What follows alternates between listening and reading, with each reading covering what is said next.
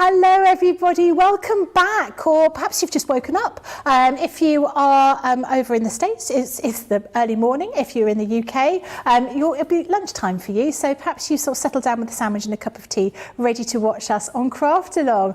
I'm Becky Swan, I'm going to be here with you all today, and I'm not on my own. I have the luscious Lily. I'm going to call you luscious Lily. I'll take that. Lovely Lily, luscious Lily. Thank you, yeah, I'll take that. I'm quite happy with that one, yeah. You can stay.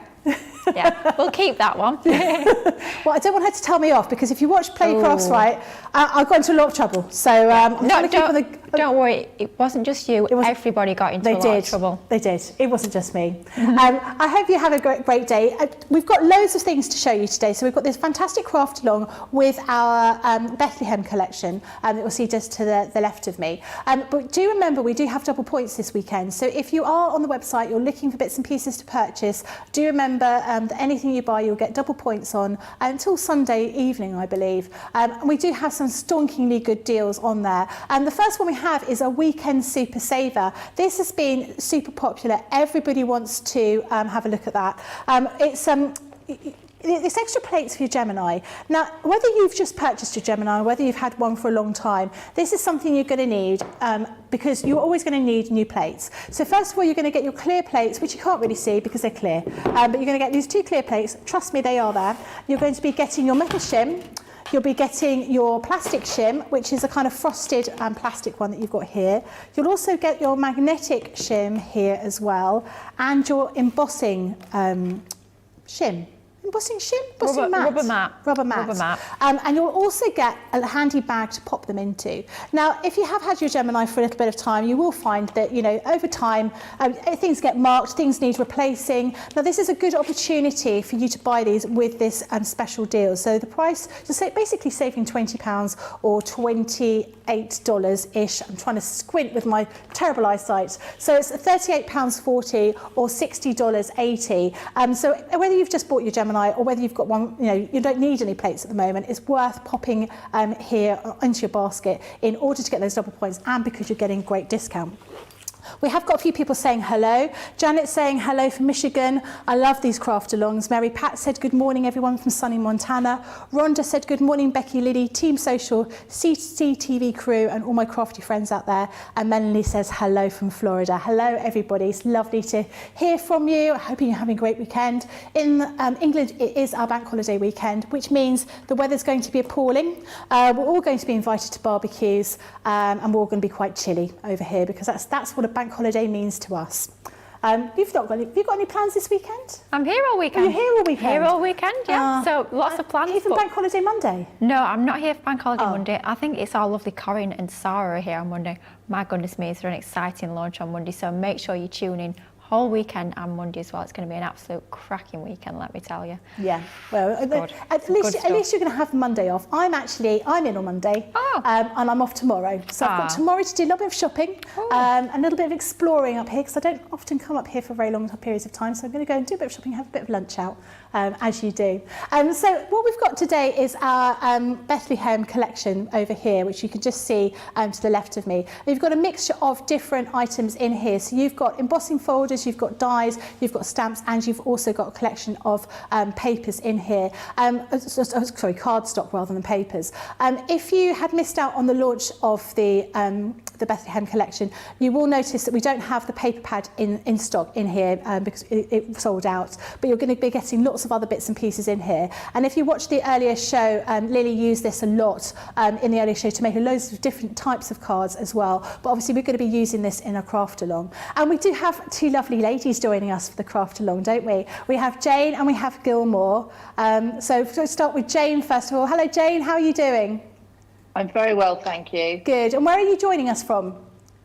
Somerset. Somerset, lovely, very nice. And weather quite nice there, looking nice and sunny from the window? Yeah, it's lovely, warm and sunny. Excellent, that's what we like to hear. And you're all set for your craft along, you're looking forward to this? Have you got this collection? Yeah, absolutely. You've been using this collection already, have you, to start your Christmas makes? Yeah, as soon as it launched, I grabbed it. Well done you. I think that's the case, because that's what we needed to do. And we do also have the lovely Gilmore available to say hello to. Hello Gilmore, how are you doing? Hi, how are you? Can you see me? Very well. I can hear you. I can hear you. And you're all set for today. Have you been making loads of things with your Bethlehem collection already? Yes. We have Good. been, making in my head, not okay. in, physical form. Just making it in my head. Making it in your head. I don't blame you. Sometimes you have to get these collections and have a good think, don't you? Good think, good play before you start cutting into all those papers and lovely cards in there. And this is a gorgeous collection, so I don't want to, start off and mess up the papers. Those papers are just beautiful. Yeah, I They're completely exquisite. agree with you. I feel the same. Right, so It we're going takes to a lot go of through. planning. Fantastic. We're going to go through the shopping list of all the items that you're going to need in order to sort of join in with this craft along. And so I'm going to pop those up on the screen for you in just a moment. So hopefully you've got everything to hand. You're going to be needing your Bethlehem collection. And from that, you'll need your Celestial Angel, the Little Town of Bethlehem, Bearing Gifts, Blessed Bauble, Wondrous Sentiments, and your A4 Luxury Mixed Card Pack.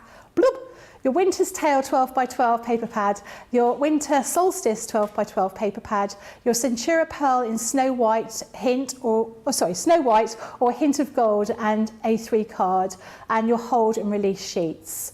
So leave that up for a little bit longer for you to have a look and make sure you've got all your bits and pieces together. Then we've also got your next page, which is your additional elements. You've got your Violet Studio ribbon bows in pastels, your ribbon, your black quick dry ink pad, foam pads, your red liner tape, ideally in 6mm, your all-purpose glue and tacky glue, hot glue gun, scissors, a pokey tool, a guillotine, and your scoreboard. Okay, hopefully you've got all those to hand, and we're going to get started, aren't we, Lily? Absolutely. Looking forward to this. Oh, I'm so excited about this. I've not actually done a lot of craft vlogs. I think this is only my third, so I'm really excited to share this project with you. Obviously, you've just seen a little picture of what we're creating, but we're going to make this box, and basically we're doing a different technique with different parts of the collection for each different side of the box. So really excited to get started and just share with you how we can pop this box together. So it's not as hard as you might think it would be. It's actually quite simple when we break it down into steps, and that's what craft along's all about. So let's get started with actually building the box base itself. So we're doing this in several parts. So we've got 2 pieces for the box sides, we've got a piece for the box base, and we've got another piece for the box lid. So let's start with the sides. So we've got a piece of cardstock measuring 11 inches by 8 inches, and that's our Snow White Hint of Gold. And we've got 2 pieces exactly the same size, so that's 8 inches by 11 inches. Then we're going to take our scoreboard. Completely up to you what size and type of scoreboard you want. I'm working in inches. I always find it's much easier to work in inches when I'm crafting. I'm just using my Crafter's Companion scoreboard here. And all we're going to do is we're going to place that short edge along that left hand side, just button it up against that side of the scoreboard. I'm going to score first of all at 1/2 inch. So score at 1/2 inch and score all the way down. And I always say when we are scoring, rather than trying to do one sort of heavy score line, do multiple scores over that same area just to build up that score line. It's going to give us a nice crisp fold when we fold our box together. So that's at 1/2 inch. And then we're going to score at 5.5. So 1/2 and 5.5. So another score line down at 5.5. Again, scoring multiple times over that same area to make sure that it's a nice crisp score line. And then all we're going to do is we're going to turn our cardstock, and I always struggle with this, I believe it's 90 degrees, but we're just going to turn it one way, so we've got our long edge along there. So we've got that 1/2 inch at the top, and then we've got our long edge butted up against that left hand side, and again here we're going to score at 1/2 inch. So finding 1/2 inch and scoring all the way down just like so. So that's our score lines all popped into this piece. And like I say, we cut another piece to exactly the same size. So that is our 8 inches by 11 inches. And we've done exactly the same for that one. So we've scored at 1/2 inch, 5.5, and then we've turned it and we've scored again at 1/2 inch from the bottom. And then all it is a case of just reinforcing these score lines. So just bending those score lines back, and then use your bone folder just to really burnish those score lines, and that's what's going to give you that really crisp professional finish to your boxes, to have that nice crisp score line onto there. Again, we're using Centura Pearl, and that's going to give you a beautiful finish to all your boxes. You've got that touch of sort of shimmer and shine, but it doesn't actually crack when we fold and score, so it's going to be perfect for a box. And with it being over 300 GSM as well, it's going to be nice and sturdy.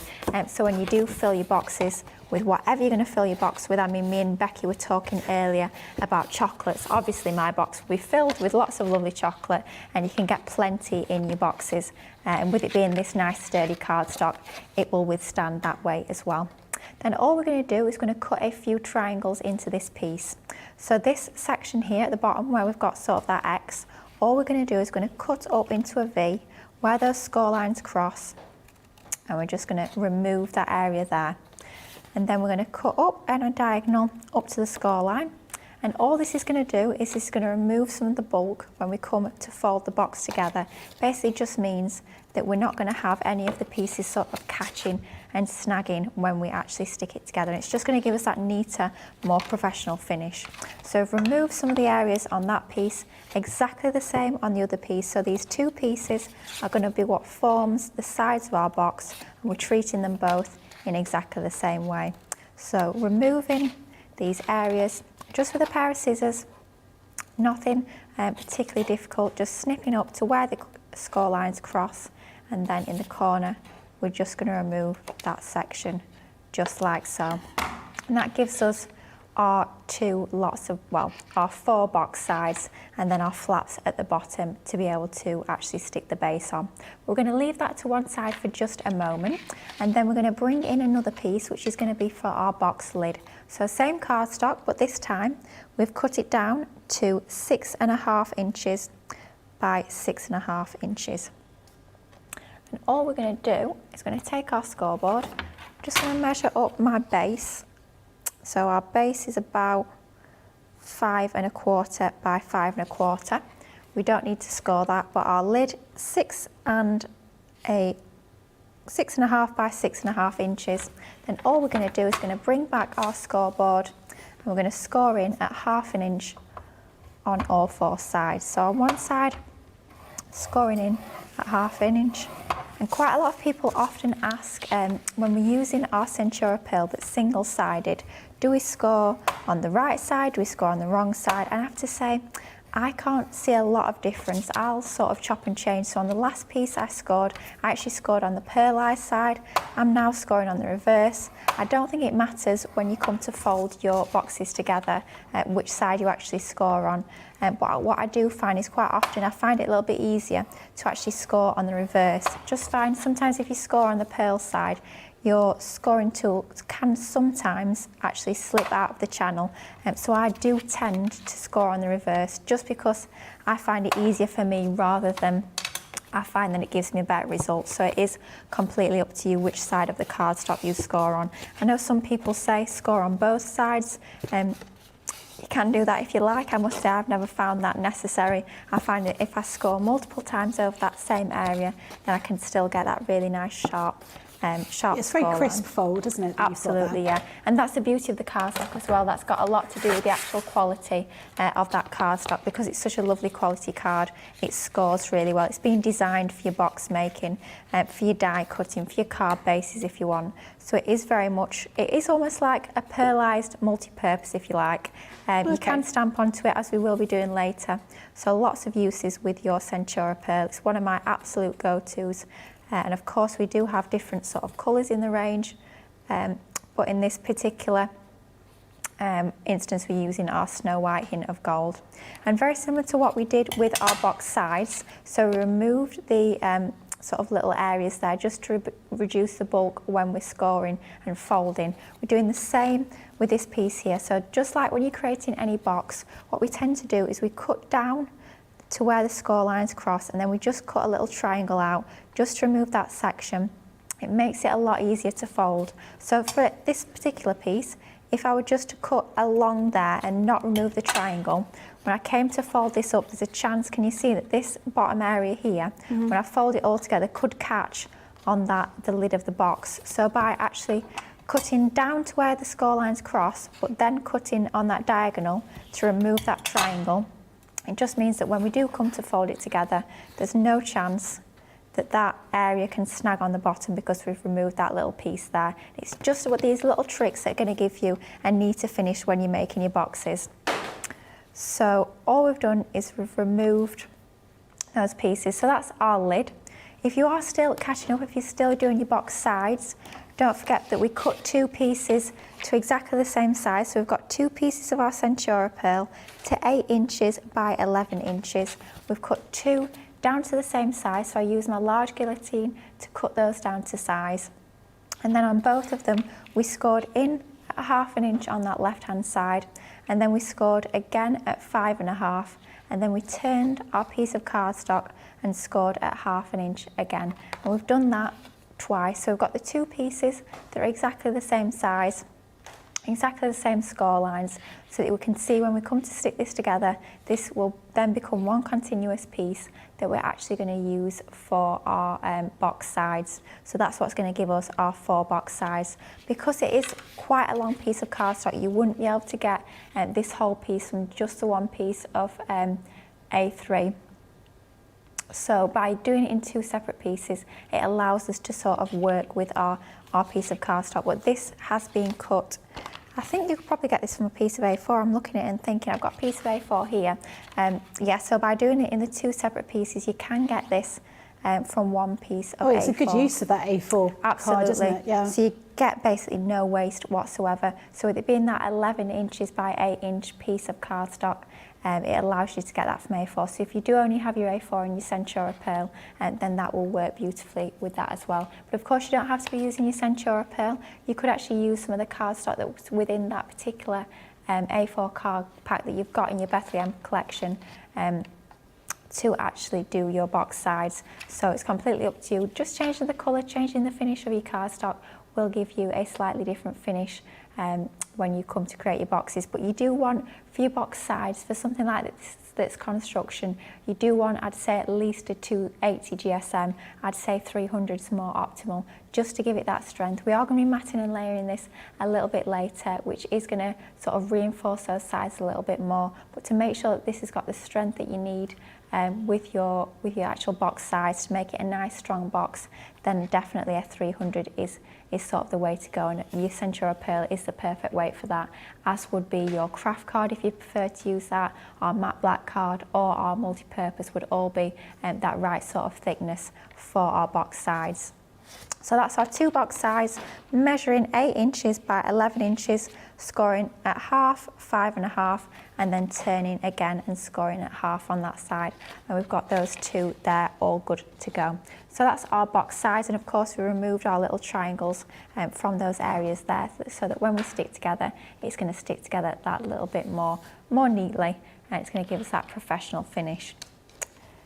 Then we moved on to our next piece, which is our box lid.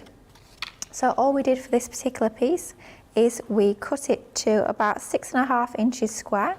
And then what we've done is we've gone round with our scoreboard again, and we've scored in at 1/2 inch on each side.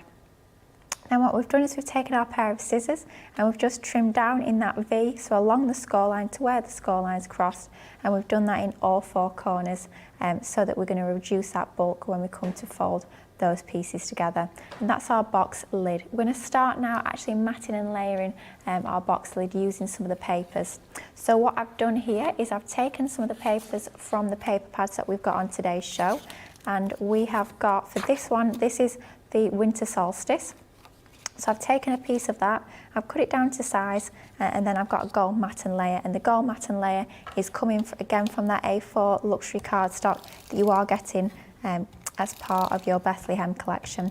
Now you might have noticed on the list of sort of ingredients, if you like, I listed the all-purpose glue, and when I was at home and doing my matting and layering, I do tend to use my Collal all-purpose for all my matting and layering. It's a really nice strong adhesive, but it gives you that little bit of wiggle room, so if you've not got that perfect first time, you've got that time to manoeuvre that into position just to make that perfect. But on this particular instance, just for speed, I'm using my tape runner. You can use that at home if you prefer. It is personal preference, but we are just sticking this flat. So any sort of flat adhesive what that you prefer to use will work perfectly for this. But just for speed, using our tape runner. So we've got our winter solstice, then we've got our gold matten layer, and then this is just going to go in the centre of our box lid. Now I tend to do my mats and layers in 1/4 of an inch increments, so that I've got quite a nice thin matten layer. I think it gives you quite a nice elegant finish.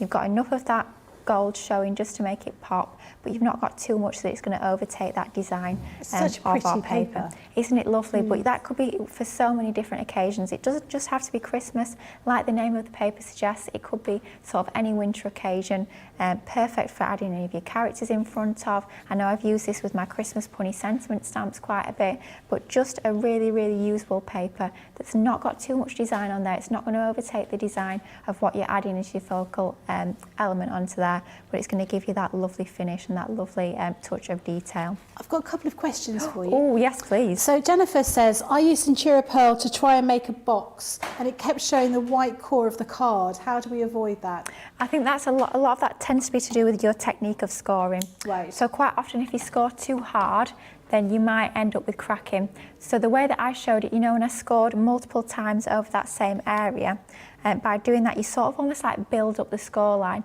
If you go in sort of scoring very, very heavily to start with, then you do risk cracking. Just because it's a coated cardstock, it is the nature of the card. It can crack if you don't treat it don't treat it with care. Yeah. With love and care. Yeah. So I always describe it as building up that score line. So what I mean is that first score that you put down is quite gentle. It wouldn't be enough in its own to hold that fold. But by then building up that score line, scoring over that area multiple times like we showed, you get that fold without any cracking. So you can see onto there, there's absolutely no crack in that crease whatsoever. You've got that perfect score line, but no cracking with no white showing. So just be a little bit gentle with your scoring, build up those score lines until you've got sort of that nice fold onto there, and you should be absolutely fine. Lovely, that's handy. And Diane said, silly question. No, no silly no, questions. I'm not having that. No, I'm not having that. I'll be telling people off again. She's feisty today, isn't I'll she? be off on one again. We don't do silly questions. No question is silly. Because the thing is, if you think it, quite frankly, probably quite a few people are going to be thinking it as well. Oh, she's frightening me. So it's not a silly question. Why didn't Lily turn the scoreboard round when she was doing the box? Oh, are you saying? Yeah, I turn the card. So the way I do mine is, I'll bring in this piece. So I scored, didn't I, at 1/2 inch, 5.5, and then I turned my card, didn't I? Yeah. So what would the alternative? Why didn't Lily turn the scoreboard round when doing the box? So I could have. What could I have done? Am I missing something? Am I not following? Maybe it's to do with the lid, because the lid will be slightly larger, won't it, than the? I don't know. Maybe we haven't got the full question. So Diane, maybe you can come back to us. And let us know. I think that's me just being slow. But if you can help us out, I'll try and answer you. Unless it's to do with scoring. You know, I score vertically. You score vertically. You score at the top, but I score at the bottom. Oh. Maybe some people score. Horizontally. I mean, it's totally up to you. I just find that's the easiest way to score. But if you want to score in the other way, then by all means, that's just personal preference more than anything. No silly questions. No silly questions. If you think, actually, I've got a silly question, ask us. Because actually, quite often, they're not silly at all. No, never. No such thing as a silly question. It might be my answers that are silly more than anything, but no such thing as a silly question. I want to ask a question. Oh, yeah, go on. Why are your bows always so perfect? I can never do a perfect bow. Do you know, that's really funny that you've said that, because once, a few years ago, somebody described my bows as really naff. Really? Yeah. Really naff? Yeah. So that's made my day, that you've said my bows are nice. Your bows are always perfect. They're like my bows are always sort of slightly twisted. They never lie flat. I want to know the secret of your bows. I shall tell you the secret of my bows. Okay. And now I'm not really naff, apparently. Ultimate Pro. You know, it's a great scoreboard. 10-in-1 functions, don't forget. You have that little bow maker on there. You know, you've got the 2 little pegs. Have we got one here? We have. do Right, you know we're going what? rogue. I have to say, I haven't got an Ultimate Pro. Get out. I know I haven't got one. There is one at the house. I do have a free day tomorrow. Maybe I'll play around with the Ultimate Pro. So these, what you get in here? Yeah. Little pegs. Yeah. And then On your other side, you've got these little holes. Yeah. Pegs away in your holes. Yeah. And you use them to tie bows. Oh. And in the instruction booklet that comes with the Ultimate Pro, it tells you step by step how to tie your bows, and that's what I've always used, but you get the holes sort of like in different widths, so you can do all your different sizes of bows. But shall I tell you a really funny little tip that I was told years and years ago? And they're always perfect. They Perfect. always lie perfectly flat. They don't get twisted or anything. Yeah. But I find, somebody said to me years and years ago, sometimes you see people with these really diddy little bows and you think, how have they done that so small? Do you know what you use? You use a fork. Really? So like you use your pegs, the same technique as tying your bow and your pegs, you actually tie it around a fork. A clean fork, please, not one that you've just had your spag bol with. And yeah, you tie it around a fork. Ah, I'll be getting the forks out later. We'll be having a little go, having a little bow craft along later on. Yeah, but So, anyone please, oh yeah, so Diane's come back saying, yeah, she wanted to know, when you've done the box with the scoreboard, why didn't you turn your scoreboard around when you were doing the lid? Because if you turn it around the other way, the measurements are on the other side. I shall tell you, right. This will become clear in a minute, but if we think about it, our box sides are going to be 5 1/4. Right. Right, so our base needs to be 5 1/4. Yeah. Yeah. Our lid needs to be ever so slightly bigger.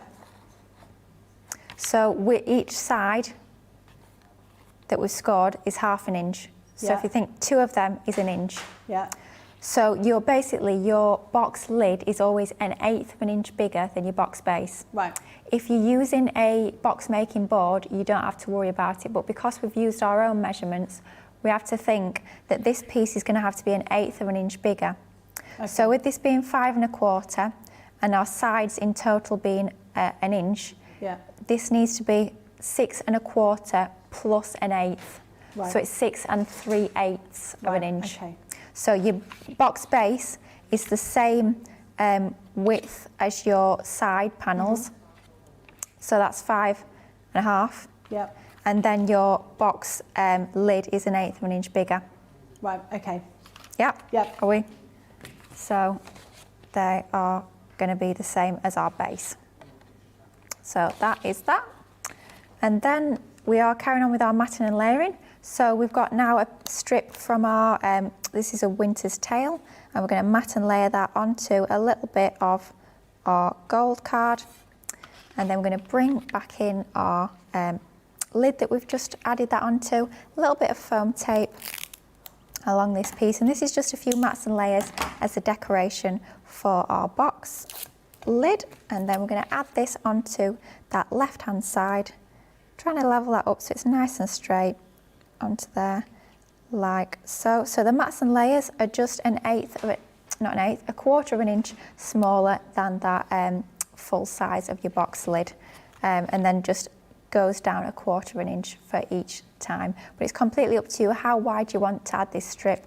Mine's about 1.5 inches, I think, but totally up to you, just to add that extra little bit of design onto there. Could you just tell us the measurements of that piece that you pre-cut with that mat and layer, that strip? The strip is 1.5 inches. Yep. So your pattern paper in width is 1.5 inches, so it means that that gold one is 1.3 inches. Okay. And then it's just the same length as your blue piece that we've got onto there, just so it matches up. So that's our mats and layers for that. And then we've stamped one of these sentiments from the collection. So this is Christmas blessings from our family to yours. I just thought that was a really nice one to have for a box, nice to have on a gift box. That's stamped on our Centura pearl using that black quick dry ink that we had on the ingredients list. And then we've got another piece of that gold cardstock from our A4 luxury mix card. And all we're doing is we're just going to mat and layer our sentiment onto this little bit of gold. So again, we're keeping those gold mats and layers flowing throughout the whole design. So that's onto there like so, and then we're going to add that onto that bottom right hand corner. So we've got the balance of the design on that left hand side, and then on the bottom right we're going to have our sentiment. So a little bit of foam tape onto the back of there, just to raise that up. We've got this element raised up, so we're going to have our sentiment raised up as well, just for a couple, just for a little bit of dimension onto that.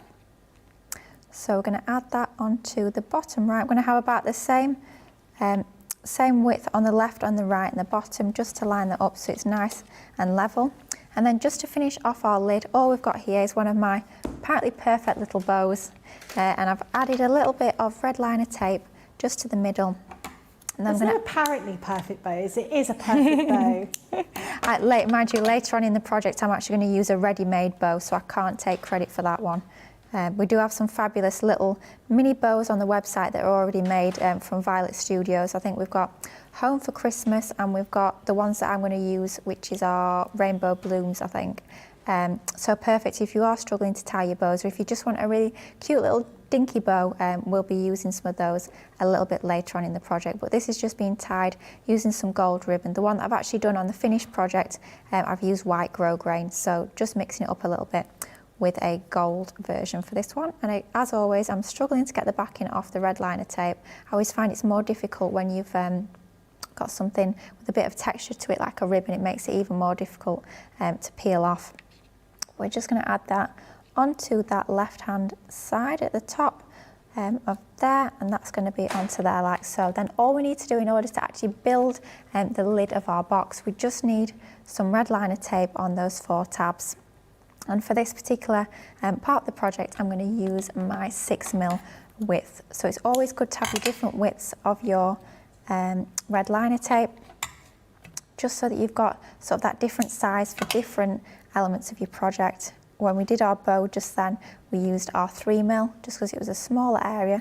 But for these tabs, your 6mm is going to be absolutely perfect to add onto there. And I would always recommend, for something that's construction, always to try and use red liner tape where you can, just because it will give you that perfect quick grab, but you know it's going to hold, and it's going to be a nice strong bond, which is what you want for a 3D construction project like we're doing here. So peeling the backing off. If you are a little bit worried about lining it up and getting it positioned perfect first time, a little bit of tacky glue onto the backs of your red liner tape once you've removed that backing, and that will give you just a minute or two to slide that into position. We're just going to go right ahead and stick this. So lining up the sides, the tabs are folding back underneath, just like so. We're matching that up, and that's going to give us the basis of our box lid. So folding them together, just going to reinforce those score lines a little bit more, just to give that a nice strong bond onto there. But that is our box lid all completed, just ready to add our box sides and our box base onto, which is what we're going to be doing next. Stunning. Lots of people asking about the measurements of the mats and layers. Could you quickly recap on that? Yes, right, I'm bringing my ruler in. It's getting serious. So, when oh no, it's in centimetres, I can't be doing with that. Oof, let's get the glass mat back in. So our box actual lid is measuring just about 5.5 inches. So that whole section around the edge is 5.5. So because we're moving down in 1/4 inch increments, that means our gold layer is 5.25. And then when we come into our patterned layer, that is going to be 5 inches. So that means the height of this strip is 5 inches. Width of the pattern piece is about 1.5 inch, meaning our gold is about 1 3/4 inch. And then the sentiment piece, I've just cut it to the size of my sentiment. So it depends what sentiment you are choosing to use. Just cut that down to size, and then whatever size that is, your mat and layer is just going to be 1/4 inch bigger. So hopefully that helps you. So 5.25 and 5 inches for your 2 first mats and layers. Perfect. Beth says, I make the worst boxes. I'm not sure what I'm doing wrong. Well, message in. Tell us what you think you're doing wrong. What's the issue? Maybe it's the wrong kind of adhesive you're using, the wrong kind of card. If you message in and let us know, we'll try and help you. So the project that Lilly's working on today is using the Bethlehem Collection that we've got on the show. To show you what you're going to show. On the show, I'm going to show. To show you what you're going to get inside this collection is this emboss and cut folder. So this is the first one. This is Follow the Star. Then we have Little Town, which is an embossing folder here. Then we have the Celestial Angel die, which is really beautiful, which I could just see on the side of the box on the other side of the studio. And then we've got Little Town of Bethlehem, which is really lovely for making up beautiful scenes. You have the Sending Joy die and stamp set.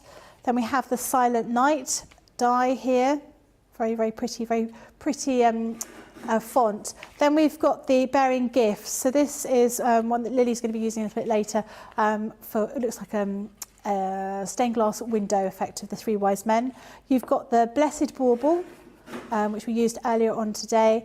Then we have the Wondrous Sentiments. We've got those stamps and there with all those sentiments and little scenes. Then we have Joyous Sentiments there, which has that little one here, which we used on an earlier demo. And then we have this paper or cardstock pack with beautiful colours, sort of like dark midnight blues, gold. You've got glitter card, and you've also got a deep teal in there. Price for this is £90.99 or $113.95. Platinum price is £72.79 or $91.16. Now, if you weren't lucky enough to get the full complement of the Bethlehem Collection and you missed out on the paper pads, we do have 2 paper pads on the show which work really, really well. So the first one is Winter's Tale. This is your 12 by 12. So these are your double-sided paper pads. So you've got sort of very intricate designs, very highly patterned on one side, and then sort of more muted patterns on the back of those pages. But really beautiful, very pretty, almost like looking out of a frosty window in a little log cabin. So lots of sort of frosty nooks to that. You're going to be getting 26 sheets in here, and that is your 12 by 12 paper pad. The next one we have is Winter Solstice. So again, this is your 12 by 12 paper pad. So if I flick through here, you can see different types of designs, almost sort of Scandinavian kind of patterns that you've got on here, with kind of almost sort of speckled, if you see on the top. You've got sort of like night sky with snow on it. So you've got lots of different colours and patterns in here, but this will all work well with that Bethlehem collection that we've got. So the price for both of these, or individually, is £14.99, $19.95. Your platinum price is £11.99 or $15.96. We've obviously got these our lovely ladies crafting along with us. Gilmore, how are you doing? Keeping up? Yes, keeping up, trying to. There's quite a lot of measurements and everything to get to grips with. In fact, somebody has asked whether there'll be a project sheet for this project. We will get one done. So if you've missed out on any measurements, you will be able to have a look at those. So how far have you got? You caught up with where Lilly is so far? I haven't done the mat and layering yet, so I'm a little bit behind, but I'm putting the box together. Lovely. And real quick, Becky, I truly enjoy your presentations. They, you bring a lot of fun. Don't tell Joe and Ben, but you do bring a lot of fun to the show. Oh, thank you very much. That's very kind of you. Thank you. I feel all warm and fuzzy inside. Thanks for that. It's always nice to hear. And Jane, how are you doing over there? Not too bad. Yep. Caught up? I'm not on the mat and layering at the moment. Yep. Trying to get everything straight. That's always the hardest thing. I'm a little bit behind, but that's all right. I'm not doing too bad. That's all right. No problem at all. We've got a break coming up in a few moments anyway, so it might give you a little bit of extra time to catch up. But you know, if anyone's I've got any questions, and any ideas about, you know, like we were saying with Beth. Beth said she has problems making boxes. Let us know what the issues are. Lily's on hand to give you advice as to the best products to use. As I say, maybe it's the adhesive you're using, maybe it's the the scoring, being able to score gently multiple times rather than that one hard score is quite sort of a key idea, because I always sort of scored too hard and I find everything cracked. So that was a good tip, Lily. Definitely very, very useful for that. So we're going to have a quick break. What makes CTV Crafters TV special is what you're going to find out in this break now. What makes Crafters TV so special is you guys. It's really special because the experts are really experts. They're really skilled at what they do, and they want to make sure that the audience also improves on their skills. Crafters TV is so special because you've got together a really sort of key group of people, and people that are very passionate about the products. Crafters TV is so special because it's a unique community that we have with each other, where we can learn and grow and communicate with each other. Community, the family spirit, the education, everything to do with craft. We are all like-minded people who share a passion. I love all the inspiration the demonstrators bring and all the knowledge for us out here. What makes Crafters TV so special? 100% it's the interaction. No other crafting TV channel or show has the same interaction. I love the community, I love chatting live, I think that's the best part. And it's gone beyond crafting because we've become friends. It feels to me to be a really, really close relationship with our customers and viewers. You guys make us feel like we're part of your family. I've never been on the show before, but one of my friends who I did meet from CCTV encouraged me, and I was on the craft along. Massive team of people, and I think they've all got their role to play, and it just brings everything together. It allows us to do our job and just love it. The people, obviously, the people not just here at Crafts Companion, but the viewers that watch us. I mean, everybody. We have this real magical essence about it. Bye for now. Bye.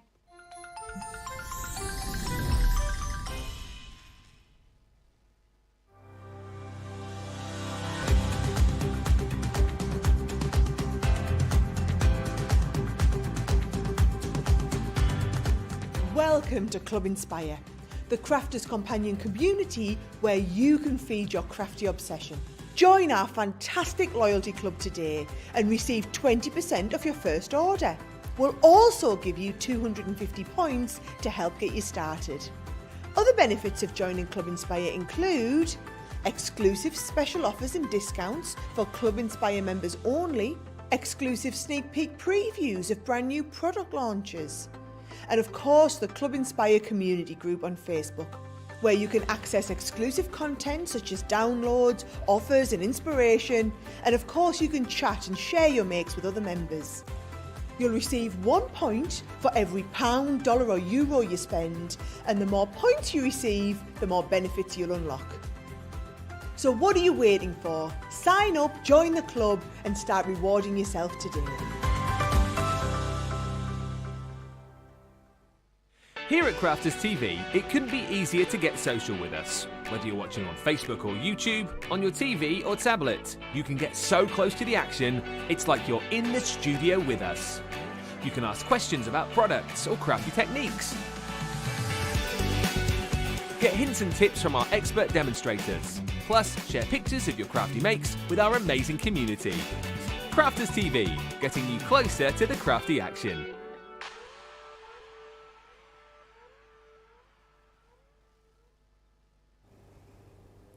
Hello, welcome back. I hope you're catching up with where you are on this craft along. We've got loads of, we've only done the top. We need to do all the sides. So I'm going to go straight over to Lily so we can get going on the next side. Yes, we're going to do a little bit more Martin. So we're starting off with a piece of gold cardstock, and we're actually going to do this 4 times.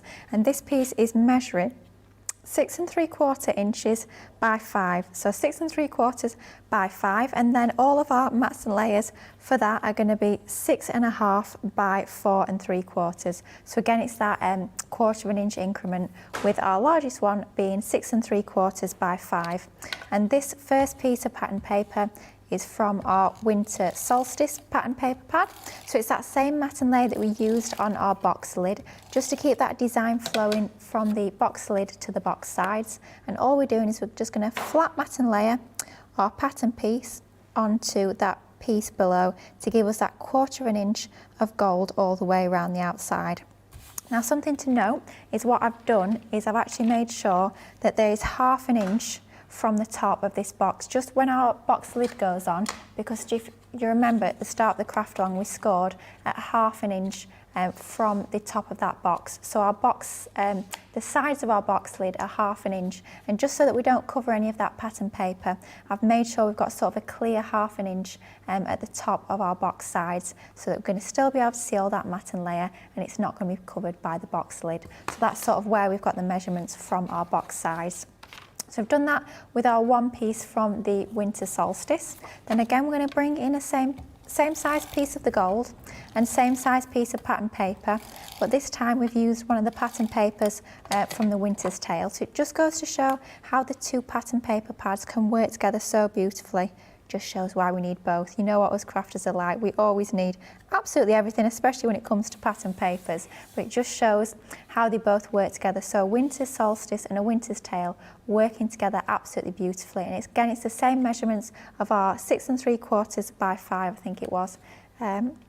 Yep, 6 3/4 by 5 for your bottom layer, and then your next layer down is a 1/4 inch smaller, just to give us that 1/4 inch matten layer, that thin border of gold all around the outside. Has my tape runner run out? No, it's not, thank goodness for that. We're just going to matten layer our patterned one onto our gold piece underneath. But I will make sure as soon as we're back in the office on Tuesday, I'll make sure that we get these shared out with you so you've got all the measurements, so you can create this at your own leisure with all the measurements to hand. So we've got 3 of these pieces. It'll become apparent a little bit later why we've not got a 4th, but we've got 2 of the winter's tale, 1 of the winter solstice, and then what we're going to do is we're going to bring in our box sides, and we're just going to matten layer these pattern pieces onto the sides of our box. So I am using my tape runner, like I say, but at home when I created my finished project, I did actually use my all-purpose glue, but it's just for speed. When we are crafting on the shows, it does just make it that little bit quicker to actually use our tape runner. You get that instant grab onto there. So that piece onto the left hand side, and then we're going to alternate. So then we're going to go for our other patterned piece. So we're going to have not the same design next to each other, just to mix it up a little bit and keep that sort of even spacing between your different designs. So we're going to add this piece to that right hand side, just leveling up, so we've got the same border left and right and at the bottom, and then obviously, like I was mentioning earlier, we've got about 1/2 inch at the top where our lid is going to sit over the sides. So that's our first piece. If we bring in our other piece, they are going to stick together in just a moment like so. So we know our next piece here, to keep that alternating pattern, we need to stick this particular pattern next to that one that we've got on the left hand side. So if we get our tape runner and add this, you could be adding these on 3D if you like, but I think just for your mats and layers it works quite nicely to have them flat. So using any sort of flat adhesive, your own adhesive of choice for this, and lining that up so it's nice and straight onto there. Then we will be a little bit later actually sticking those 2 together. So I'm going to get my red liner tape on this ready. So I'm using the 6mm for this particular part of the project, just because it fits quite nicely onto that 1/2 inch tab. So those 2 are going to stick together like that, and then we'll need some adhesive on the other tab as well, because we will be sticking the whole thing together into that sort of tube shape. And then we'll also need some along the bottom. So our base is going to stick onto these tabs, so we need some red liner tape along each of these 4 tabs. So 1 piece onto there, then our next piece is going to go onto there. Then we're just going to move that out of the way because we're not going to be using that for just a moment. And then we're going to do the same on this piece. Don't worry about your missing section, that will become apparent what we're going to pop onto there in just a moment. But then if we add our red liner tape onto that section there. So we're all red liner taped up, and we can leave that to one side for just a minute. We're going to focus now on more of the exciting bit, the decoration. And like I said earlier, we're actually going to do kind of like a different technique for every single side of the box. So what we're going to start with is the Celestial Angel die set, and this is a gorgeous Create a Card die that we've got within the range. Really nice big size. It's about 5 by 7 inches in size, so you can see it's absolutely massive, lots of metal in there. It could be creating that full front of a card. Of course, you could be snipping into this and taking elements out if you want to make it a little bit smaller. Box lids looks amazing, perhaps use it in your shakers as well, but of course it's going to form one of our box sides for this particular project. So what I've got is I've got a piece of that gold cardstock. Love this gold. I love the matte mirror finish. I think it gives you such a classy, really nice, classy look, doesn't it? Yeah. What I call proper mirror card is sometimes, you know, it's sometimes what you want. You want that real reflective shine, but sometimes you want something that's a little bit more subtle, and this is going to be absolutely perfect. And actually it works very well with that kind of teal colour that you get in this collection. I suppose because it's like that tonal kind of thing. Yeah. Just definitely works.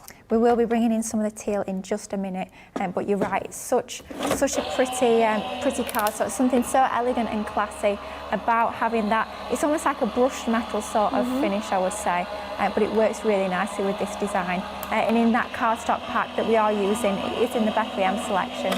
You do get a gold glitter as well, which is absolutely gorgeous. I used that a little bit this morning on Play Your Crafts Right. If you didn't catch that show, maybe catch up between this show and the next one. So we've got a few hours where we're not live, so it'd be a good opportunity if you are just waking up, if you're in the States, to catch that show back. So we gave you a couple of ideas using the Bethlehem Collection in that show as well.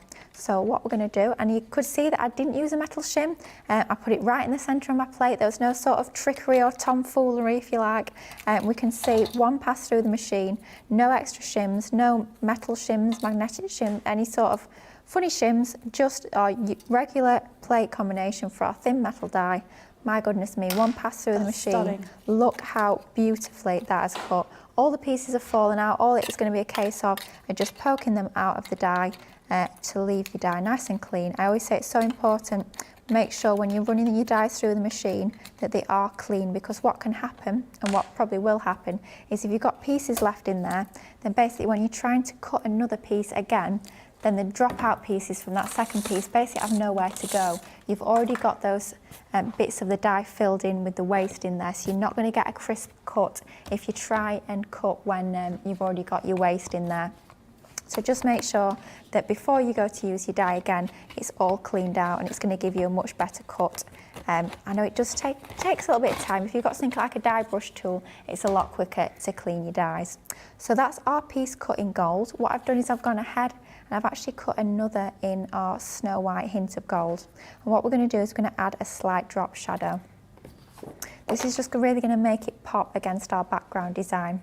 And the way we're going to do it is we're going to use our white piece as our top layer, and we're going to use our gold piece as our bottom layer.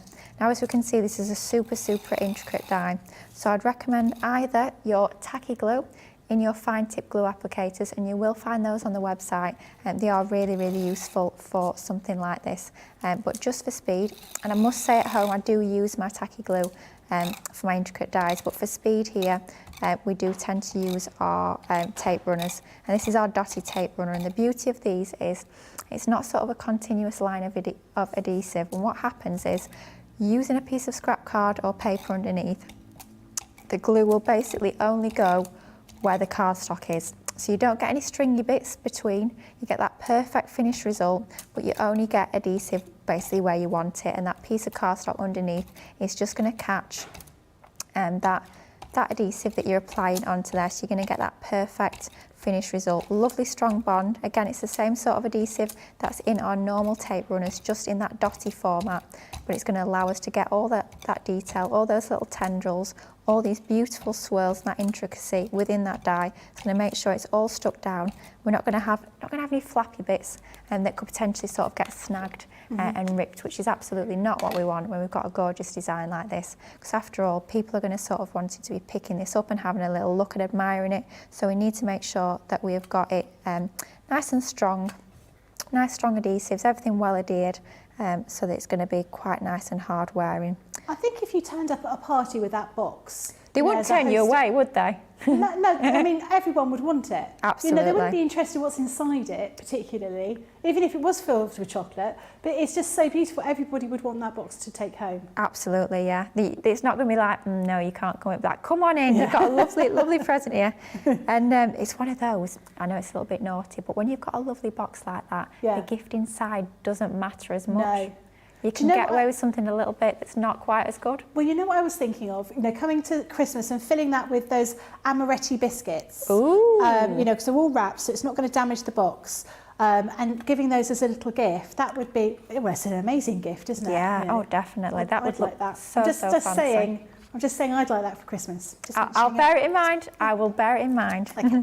I do like my baking, so I could be baking you some of those. It'd be nice, that, wouldn't it, though, if you'd baked something yourself, or perhaps you make truffles and then make in the box a fully handmade gift. I think there's nothing more special than truffles? That's a big box. That's a lot of truffles, isn't it? A lot of truffles. But if you wrap them up, you've got the tissue paper in there, the fancy cellophane. My mum does this thing where she makes fudge, she like wraps it all up and then she ties it up with a bow and it looks dead fancy. And it's only a few pieces of fudge, but it looks fancy. It's all in the presentation, isn't it, with Christmas. Do you remember as a child making peppermint creams? No. We weren't that posh, I don't think. I don't think I've ever had a peppermint cream. You have like, you get like fondant icing and you just put some peppermint flavouring in and roll it out, and then you'd make some green and some white, and you just cut them out with like an egg cup, so you get these sort of round things. And I always used to make them at Christmas time, thinking as a child, everyone loved these, before I caught my dad pouring them into the bin, because they are, quite frankly, revolting. I'll be honest, they actually sound delicious. I'd be quite happy with the peppermint cream. I like peppermint, I like icing. So if anybody wants to buy me any peppermint creams, you know where I am. Exactly. But what we're doing now, so we've added our drop shadow onto there, and then we've got what probably looks like quite a scratty piece of cardstock. And you guys at home probably know what I'm like for my scratty pieces of cardstock. I don't waste a millimetre of card, but we're not worrying about the fact that that is a little bit of a mess. It's just an old offcut that I've got, but of course it's not going to waste. We're going to use this this is going to be a little bit of almost like faux paper piecing. So of course you could be going around and paper piecing all the elements in, but if you've not got as much time, or perhaps you've quite frankly not got the patience for your paper piecing, this is another way of doing it. So I've added adhesive just around that section of her dress. I'm going to add as well a little bit just around her arms. So what we're going to do is going to add the colour just around her dress. Rather than having full colour all over the backing piece, we're just going to add it in certain areas. So we're sticking that down. Obviously it looks a right mess, quite frankly, at the moment, but don't worry. Help is at hand, we will fix that. And what we're going to do is we're going to take some of our, I call these little snippy scissors. These are technically our precision scissors, or in my world, your little snippy scissors. And what we're going to do is we're going to do what we call undercutting. So rather than trying to cut flush with the line of that die cut, we're going to tilt our scissors ever so slightly. We're going to bend our die cut back a little bit, and we're going to cut ever so slightly under that design. I never thought to do that. It's honestly, it saves you so much hassle. You don't have to cut perfectly, because if we see on the reverse, we can see that we've actually got that slight little border of wiggle room, if you like. So you're not going to see any of that cardstock around the side. It just gives you that perfect finished result. So angle those scissors, slide them ever so slightly under that die cut, and then it just makes it easier to cut around, because at the end of the day we didn't get adhesive to the absolute end of that. I mean, we have at least a millimetre's grace, so we can slide our scissors into there and just go around. And I'm going to have the, can't really see the sleeves of the dress, so I'm not going to worry about leaving them on. I'm actually going to cut that area away. So I'm just going to go around, and we're just going to have the bottom section of her dress sort of faux paper pieced even, in this lovely teal colour. And of course this teal is part of that cardstock selection that you're getting within your Bethlehem collection. So going round, and you can just cut a little bit off just to make it a little bit more manageable. You don't have to sort of do the whole piece in one bit. You can do a little bit and then cut off the excess and then continue. So then we're going to go around this bottom piece. Again, we're undercutting, so bending our die cut back ever so slightly. So it's going to lift our cardstock that we've stuck down off at the edges a little bit, just enough so that we can slide our scissors underneath, and it's going to give us that really neat finish. But you can be doing this with any of your die cuts. It's just a really easy way to give you that faux paper pieced effect, but with a neat finish. So you can see on the back we've come in slightly from the edge, so that from the front we can't see any of that teal card at the sides whatsoever. We just get that perfect result. That's a great use for all those scrappy bits of card. Absolutely. That's so. I just assumed that you paper pieced that. No. We will do a little bit of real paper piecing later, but this is our faux paper piecing. And then what we're going to do is to make this really stand out, we're going to add it to a dark background. So obviously this is quite light, quite pale in colour. If we were to add this, and bring in our box size, if we were to add that on there, we can sort of see it because we've got that drop shadow, but it does get lost a little bit against there. So by bringing in this piece, and this is the same one that we used for the other mats and layers from the winter's solstice. I'm trying to remember which one's which with these, it's terrible. And that's just going to go behind there. Then we're going to add that onto our box size, and it just makes it pop. So going from just against the white on white, doesn't look as good, doesn't stand out.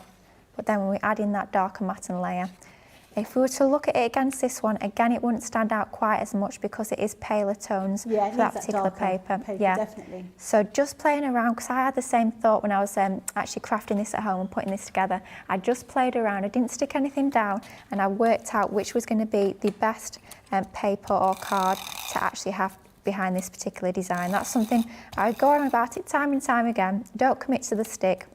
Have a little play around. That wasn't me who invented that saying, I'm afraid. I can't take credit. But do just have a little play around first with your designs. And then what I quite often will do is I'll take a picture on my mobile phone of that layout once I'm happy with how it's looking. So I've got that reference guide, and then I'll take all the pieces away and stick it together. And quite honestly, I'll probably change my mind at that point. So I've had my plan, I've got a picture of it, yep, this is what I'm going to do, and I come to stick it down, and 9 times out of 10, I'll change my mind. But at least there was a plan there in the first place. But I know some of us like to plan a card and really stick to it, but I'm terrible for that. I'll go, oh yeah, I'm going to stick this here, I'm going to cut this out of this, and this is going to be this colour, and then I come to do it, and I'll have changed my mind about 10 times by the time I finish the project. But I think for me, that's sort of what a lot of the fun of crafting is about. It's about experimenting and playing and getting that finished result that you're really happy with. So the way I find this easiest to do, I've not cut this exactly down to size.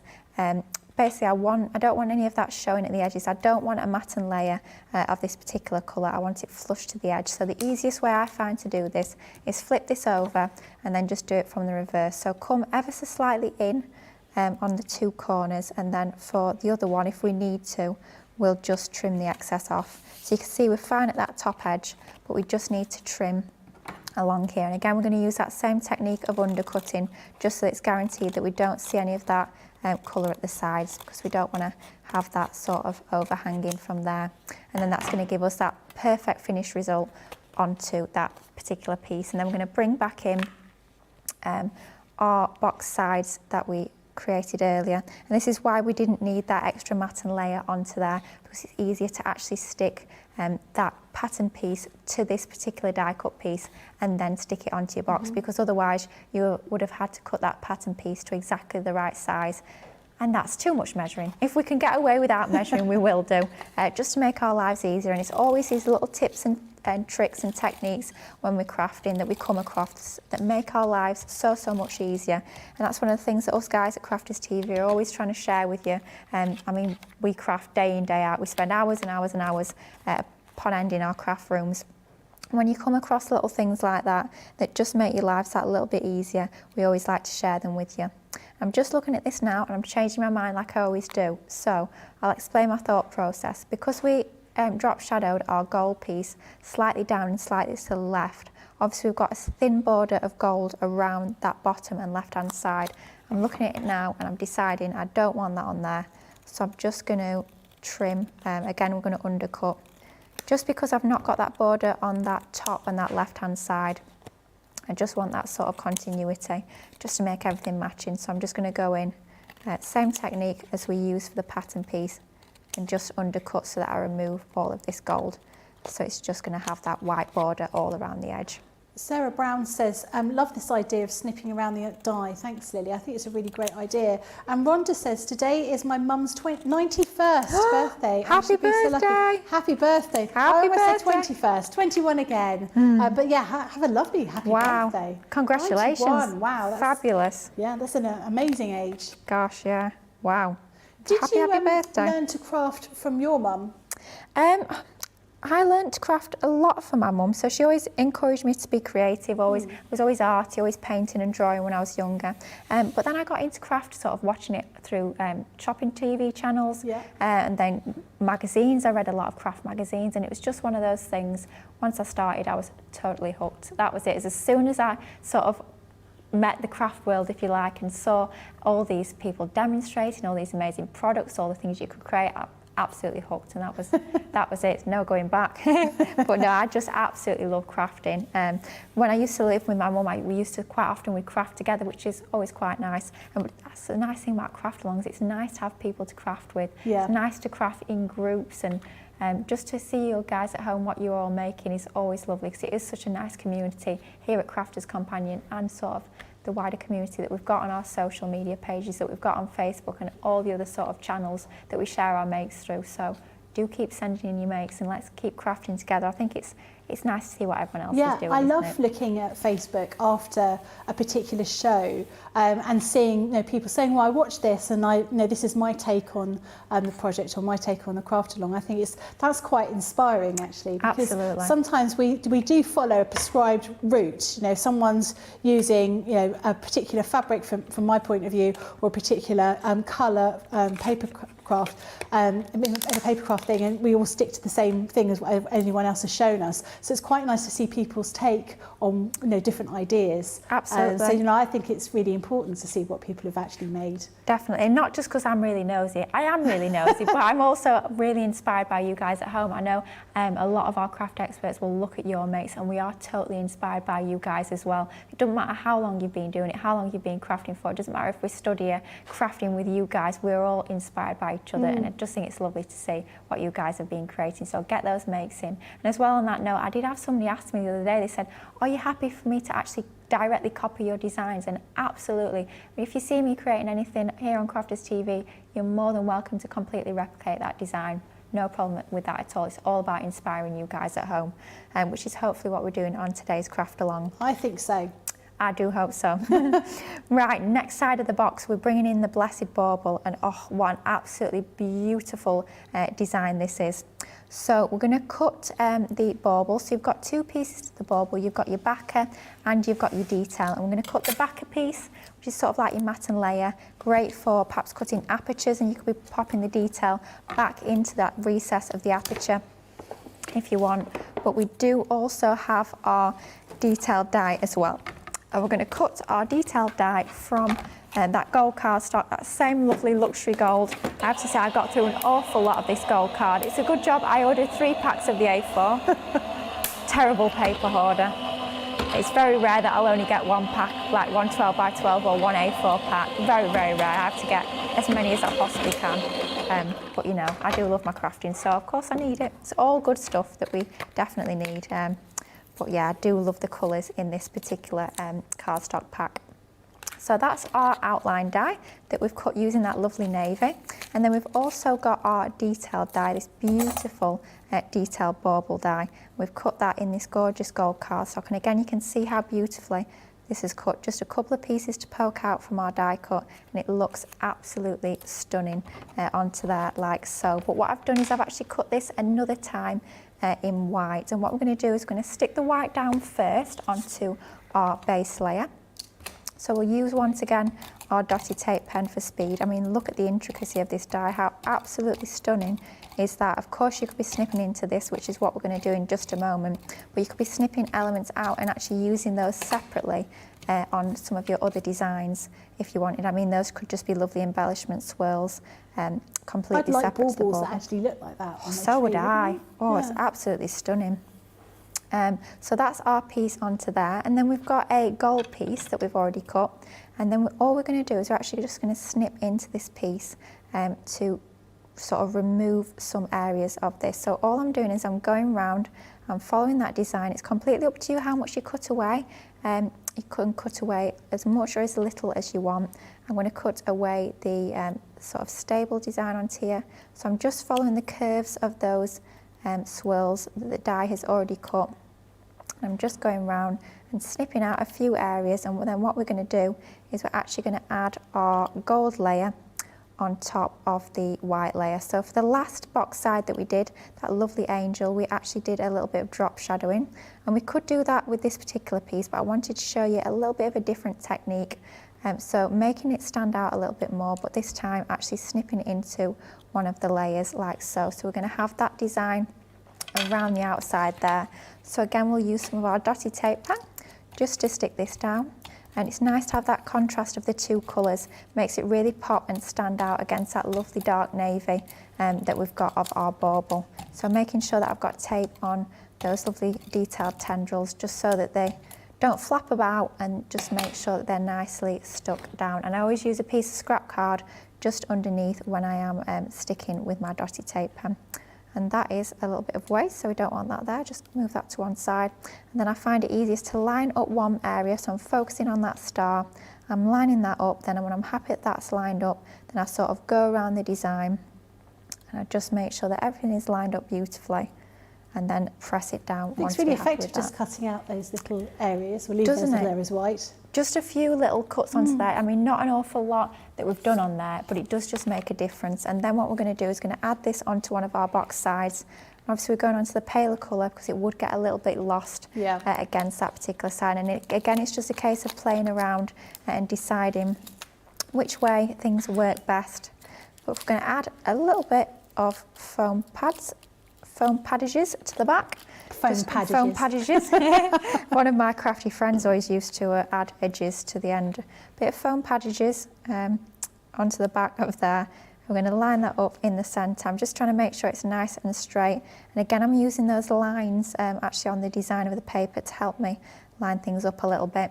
And then just to finish that off with a bauble, you need some sort of embellishment, some sort of bow, I always think, on that hanging element. So this is one of the little bows from our Violet Studios Pastels ribbon bow pack. I'm going to add that, I think. Oh, decisions. Let's go onto there. We'll add that onto there just like so. And then that's another side of our box completed. So far we have already done our box lid, so that's all done and good to go and walk to one side. And then we've decorated two of our sides, so we've just got two more sides to do and then to stick it together. So I hope you guys at home are keeping up. Our lovely ladies, how are you doing? Yeah, how are you getting on? How they're doing. Shall we go to Gilmore first? How are you doing, Gilmore? Gilmore is on her way. We're just putting... I'm still running behind a little. We're just putting 20p in the meter. Hello, Gilmore. How are you doing? I'm all right. Still running behind, but I'll make it there. That's easy to do because obviously Lily knows exactly what part's coming up next, so it's inevitable you're going to be running a little bit behind. But you're loving putting this box together. Have you got an idea about what you're going to put in this box as a gift? You know, I was thinking before we started that I'd like to have it as a light box. So I'm going to have to work that out. I think that's a lovely idea. I'll have to cut through the box panel, so we'll see. Lots of things you could do with this, and I love the idea that Lily's taken all different types of designs from each side to give everyone a particular sort of, maybe you just want one particular design, but we're giving you all four different designs on there. I'm glad you're keeping up. And Jane, how are you doing? About the same, running behind, trying to keep up, but I'm sure I'll get there in the end. I'm sure you will. Good. I'm glad everyone's catching up, keeping on top of everything. So we've got. I'm going to give you. We're going to go to a break in a minute to give people a little bit of time to sort of catch up. But at the moment, we're looking at that beautiful Bethlehem Collection. So we're going to go back to that a little bit of time later. We're going to carry on with the rest of that box. But we do have some other things on the show. We have these Leanne everyday bags. So this is the everyday crafting bag. So if you want this to be a surprise, look away. But I'm going to take all the bits and pieces out so those are at home that don't want it to be a surprise can see what you're going to get in here. So first of all, we've got one of these. And as you know, these are, pretty much the same price as you're going to be paying for this whole big bundle here today. So you've got one of these. Then you have a whole mixture of different dies, stamps. You've got embossing folders, you've got embellishments. I'm not going to say what they all are because those of you who are looking away, closing your eyes very, very tightly and you don't want to know, but you can see all these different things that you'll be getting in here.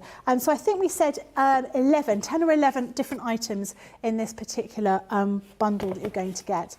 With embellishments on here as well, you'll also be getting your consumables like these kinds of things. And then you'll be getting the thing that we all want, this.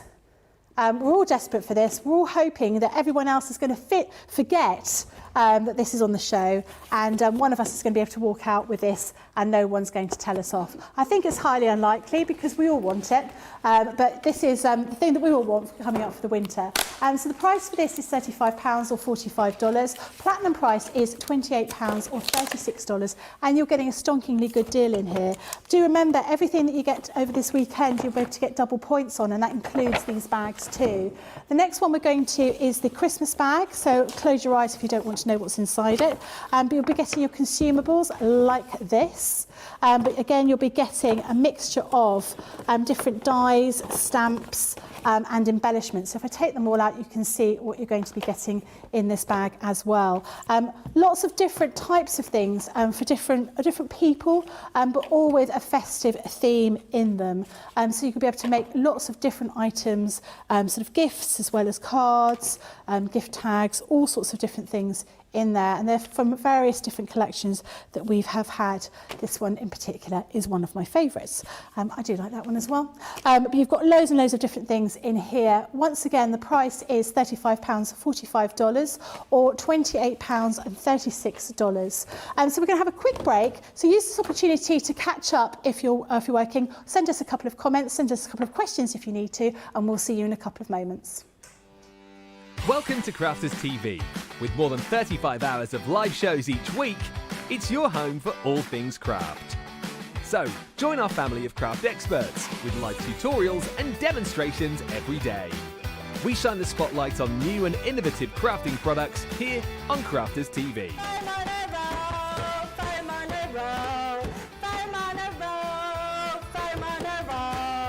Get creative and craft along with our amazing deals. Your next craft project is only a click away. Tune in live 7 days a week or watch on catch up at crafterscompanion.com, Facebook or our YouTube channel. You can chat to us, craft along and meet new friends in our online crafting community. You entertain us, you give us a community to talk, in the chat. That wouldn't happen without you guys. It's like Crafters Companion is magical. There's magic here. You all have time with each other! You're not free to boot camp. Get off! There's a show for every type of crafter, from first-time dabblers to full-time makers. So, stop what you're doing and enjoy the fun here on Crafters TV.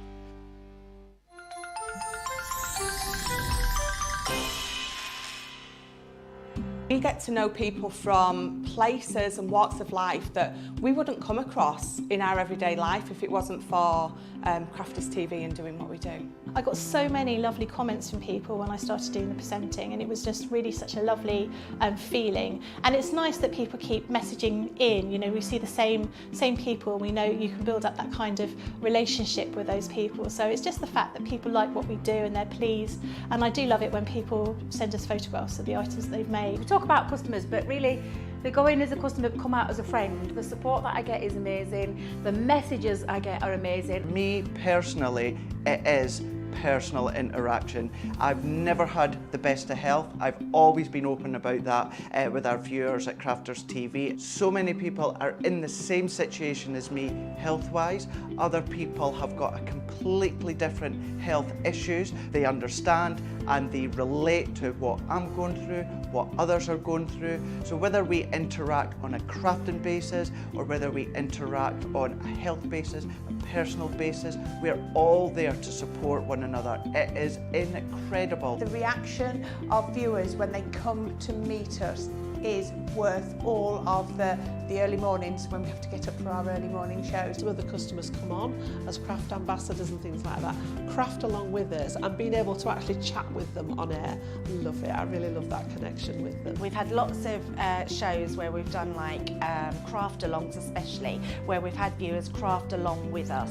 We had a particular viewer, Joy, who joined us once before, and she literally made me cry on air, and Joe, because the things she said about us, it really was quite humbling that there are people out there that watch us and invite us into their living rooms and really treat us like family.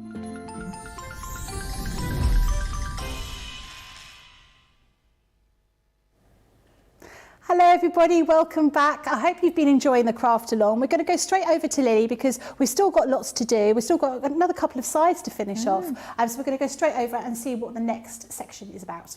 Absolutely, we're going to sort of build up a little bit of a scene. We're going to cause a scene this time on a Saturday afternoon. Oh dear.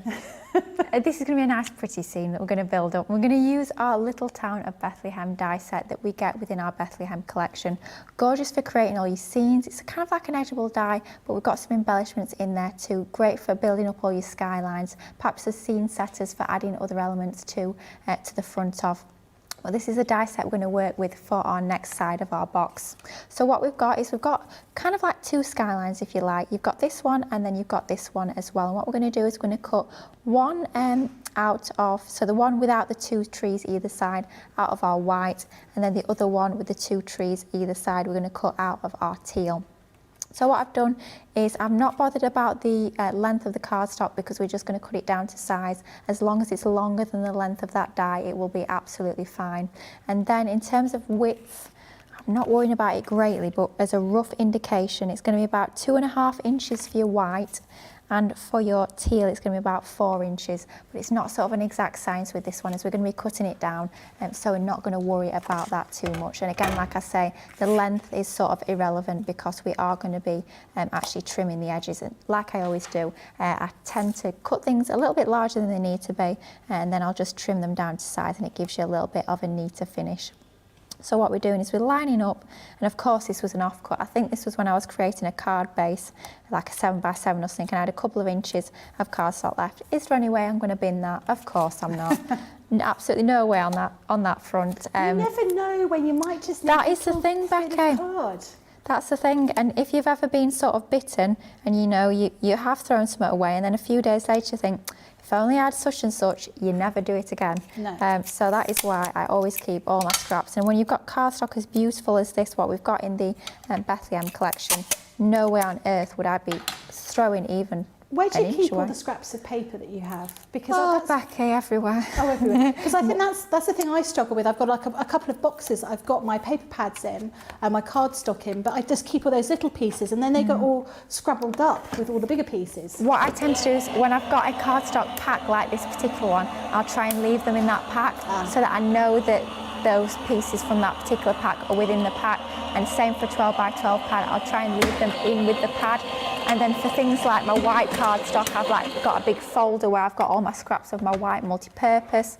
Then with my Nina card, I'll do the same. I'll leave them in the pack so that I know that everything's sort of together. It means that you're more likely to use them as well, because it's one thing saving the cardstock, and it's another thing actually using it, which is why it gets a little bit hoarderish, shall we say, the amount of cardstock we save, because we don't throw anything away, but do make sure you use these scraps, and it's perfect for techniques like this to use up your smaller pieces.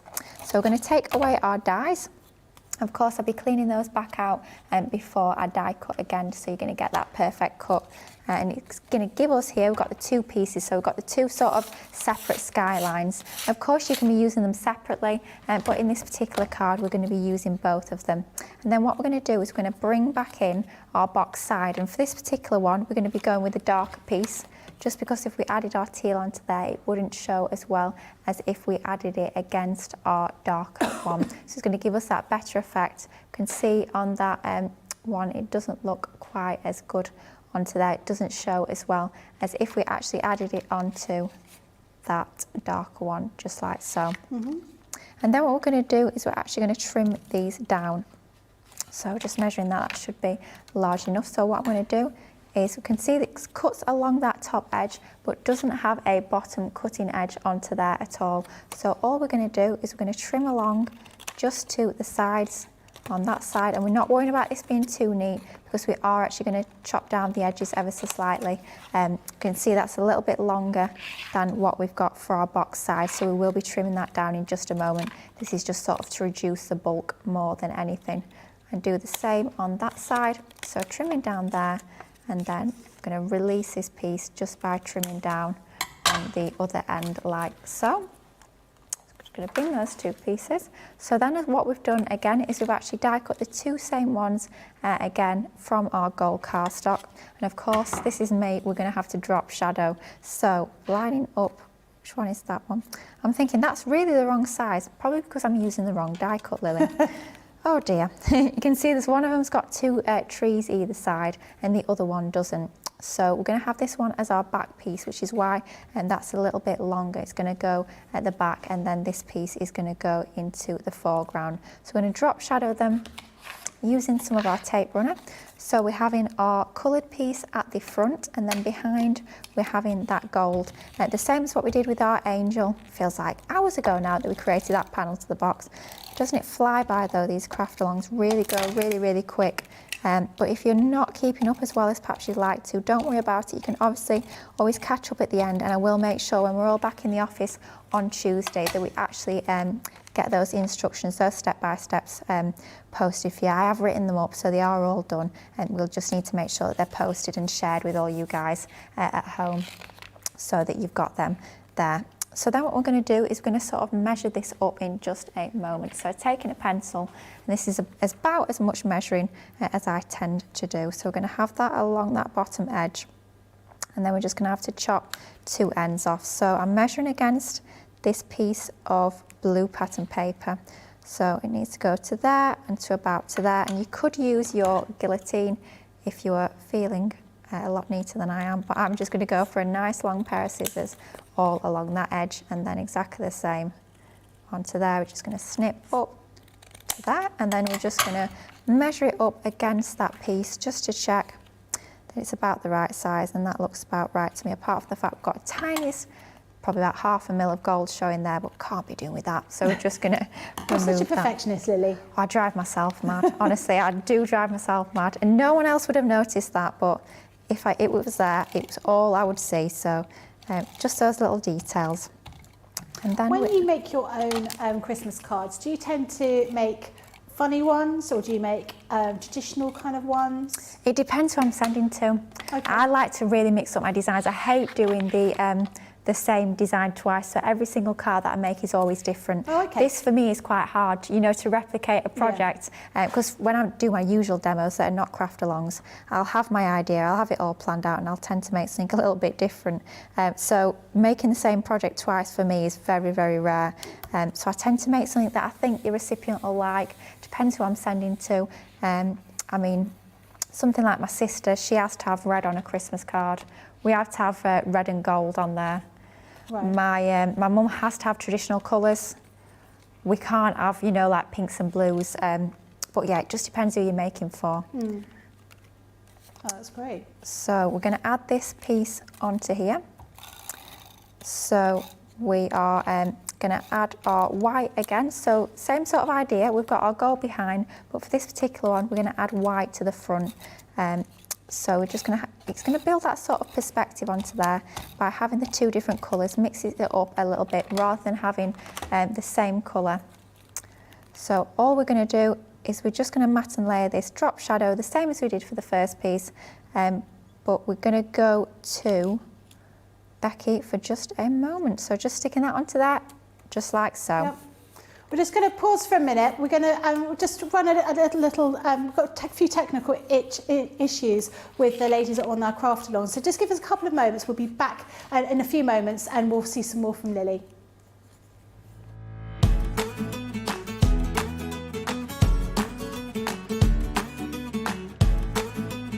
My name's Michelle, and I am the newest craft expert. My crafting journey began just after I had my daughter Alice, so she's 14 now. Long story short, I suffered with postnatal depression. My husband sort of noticed, took me to the doctors, and of all things, the doctor suggested colouring. Said it's so mindful, really helps. So anyway, my husband had noticed that I discovered the craft channels. Went out one day, came home with an amazing little craft kit for me, and that is where my addiction began. But one of my main inspirations is actually going onto our pages on Facebook, Instagram, and seeing what everyone else is making with the same stuff that we're making.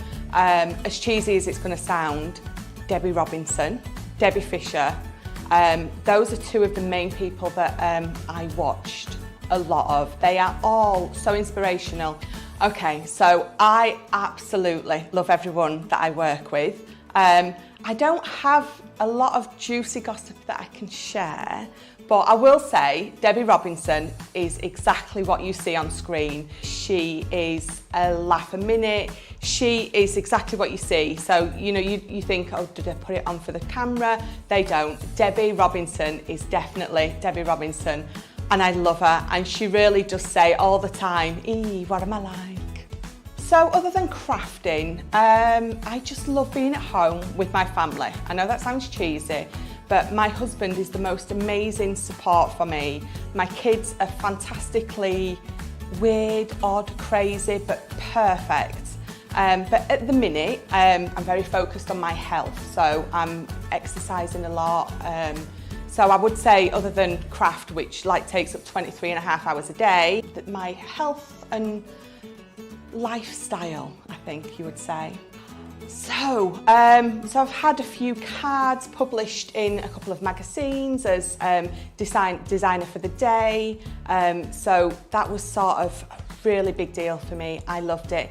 And then I got accepted onto the Crafters Companion design team. Oh my God, the whole world could hear me scream with excitement. And then I got the call to come up and try out for this job. It is by far the most amazing, exciting thing I have ever done, and it's been life-changing.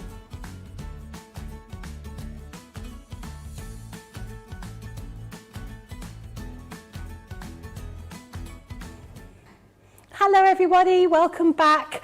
We've just sorted out those little gremlins, the bank holiday gremlins we had in the system, and we're going to go straight back to Lily and to continue on with that demonstration. Absolutely, ready to get cracking again with our craft along. So where we left you?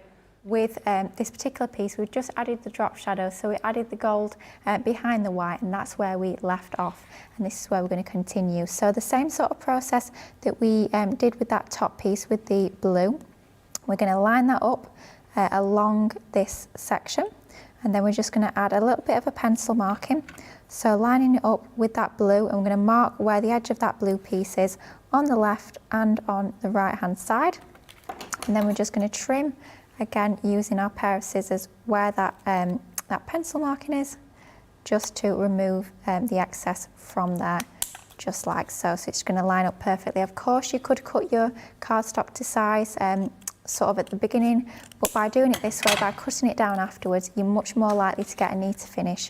And it's just those little finishing touches that makes your projects look a little bit more special. And then for this second piece, for the first one we stuck it flat, but for this front piece we're going to go in with some foam pads for even more dimension onto that. It's just bit of foam padages. It's just going to lift it up a little bit more dimension onto that. Just gives it that sort of finishing touch, and it's what makes your projects look that little bit more special. If you'll pardon the pun, it does absolutely elevate them, quite literally, but it's always nice to have a little bit of dimension in some of your layers. Not in every layer, because then it sort of takes the shine off the layers where you have the dimension. It doesn't have as much impact, but by just choosing select layers where you've got your dimension in your mats and layers, got those foam pads or Collal 3D glue gel if you prefer to use that as a 3D adhesive, it's just going to make those images, those layers really pop, and it makes them look that little bit more luxury, if you like. So a few foam pads onto the back of that, and then what we're going to do is we're going to stick this onto here, lining it up along that bottom edge, making sure it's nice and central. And then once we're happy, we're just going to stick that down. And then the finishing touch for this side, within this particular die set, you do also get that lovely star die. And what we've done is we've taken that die, and we've cut it in that same gold cardstock, and we're just going to add that to the top, and it really does just complete that skyline, gives it that finishing touch, and makes it look nice and Christmassy. Thinking of a nice Christmas Eve scene onto there. So a foam pad onto the back of that, and then that is that particular piece done. So three sides done. One more side to go, and then we're going to stick it all together. So. Bubble and Squeak messaged in. Ooh. I often use scrap. I've used the tiniest bits as backing behind intricate dies to highlight aspects, and they look surprisingly effective. It's definitely something I'm going to have a go with, using those little scraps of paper. Mary Pat said, Becky and Lily, I use my Totally Tiffany Scrap Master for organising my scraps. Ooh. There's different size sections for varying size scraps, and I organise by rainbow, and it works perfectly. I'll have to look that up because I've not seen that. What a fabulous idea. Yeah. Oh, I love it when you guys share all your ideas. It ends up with us spending even more money, but exactly. Yeah, we do still love them, so do get them in. Do love a good idea for our storage. Now, I'm really looking forward to this next section, because you're going to use these hold and release sheets, aren't Absolutely. You? And actually, whilst they've been on the show loads, I've never actually seen anybody using them. They're amazing. So I'm looking forward to this. They honestly, they're a life changer. If that's not too dramatic, they do change your paper piecing life. Quite literally. I love a bit of paper piecing. And when these first come out, I want to say about March, April time, it was like, oh my gosh, what a revelation, how much easier these make your life. They give you that ease of use when you're doing your paper piecing. And this die, the Bearing Gifts die, when I first saw this, first thing that popped into my head was paper piecing. This is brilliant for paper piecing, and of course that's absolutely what we're going to do for this particular side of the box. So what we're doing is we're using that lovely midnight blue cardstock, of course included in that cardstock selection, and we're cutting that outline die into some of that cardstock, just running that through our Gemini machine. Okay. So I just want to pause you quickly. Yep. We're having a few more gremlins in the system, so we're just going to have. I'm really sorry. We're going to have to take another quick break. We are going to be back in about 5 minutes' time. So also, for our viewers and also for Jane and Gilmore, we'll be back in a couple of moments, and we'll get back to you and we'll be able to carry on with this demo. So I do apologise. Back in a few moments.